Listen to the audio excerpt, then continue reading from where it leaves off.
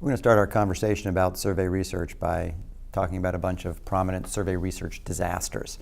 The first real embarrassment for survey research was in the 1936 election, which was between Franklin Delano Roosevelt, the incumbent president, a Democrat, and Alf Landon, who was the Republican challenger, governor of Kansas.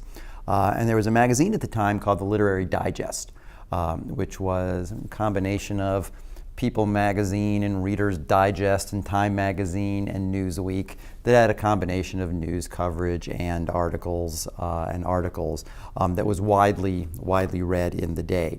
And Literary Digest had done polls over the years in which they would ask their readers who they were going to vote for, and they would report those results. And going back a number of years, 1932, 1928, 1924, 1920, 1916, Woodrow Wilson in 1912, Literary Digest had got the results of the presidential race correct. So the 1936 Literary Digest presidential poll comes out, and it shows Alf Landon beating FDR. Now, of course, none of you have ever heard of President Alf Landon because he did not win. FDR was reelected in 1936. So, what happened? Well, as I'm sure you know, also what's going on in 1936. We're still in the middle of the Great Depression. Prosperity is just around the corner, say the hopeful headlines. But around the corners wind the lengthening bread lines, and a whole new class of citizens appears in American society, the new poor. And the way that the Literary Digest sampled was to simply ask people who were subscribers to the magazine who they were going to vote for.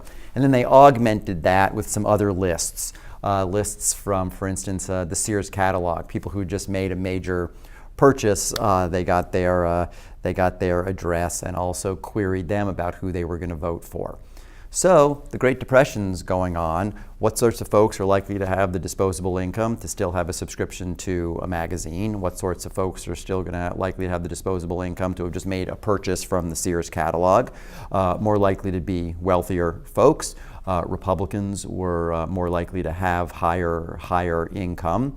So they were more likely to sample Republicans, and so shockingly, they got a result that said the Republican would win that race. Fast forward to 1948, where survey researchers, scientists, many of them who had worked in various capacities in either intelligence or trying to assess public opinion on the home front during World War II, tried their methods in the 1948 election, realizing the mistakes that was made in 1936, that you can't simply query people off a list that's likely to have a bias towards one side or the other.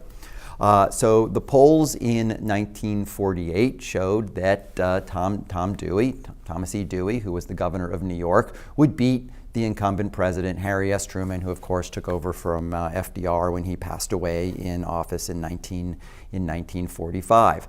Of course, Truman defeated Dewey in 1948, and there's that famous Chicago newspaper headline that Harry S. Truman held on election night, which said Dewey defeats Truman, but of course Truman defeated Dewey. So what happened with the polls then? Well, it wasn't the case that they were simply interviewing people who were more likely to be Republicans, that there was a bias in the sorts of lists that they were sampling from. It was a case that most of the polls, or all of the polls, had been completed long before Election Day. On my laptop sitting here, on your phone, there was more power than would have been in a computer the size of an entire building in 1948. Also, the way that interviews were done was in person. So people would go out around the country, do interviews in person. Someone's in there. This is going to be fun. Are you excited? Excited, yeah. Are you ready? Yes, Are definitely. you pumped up? Yes. Okay, look humble, but confident. Good afternoon. We are representatives from your local government. May we speak with you for a moment about the Sullivan Street pit? Sure. Excellent. Positive response.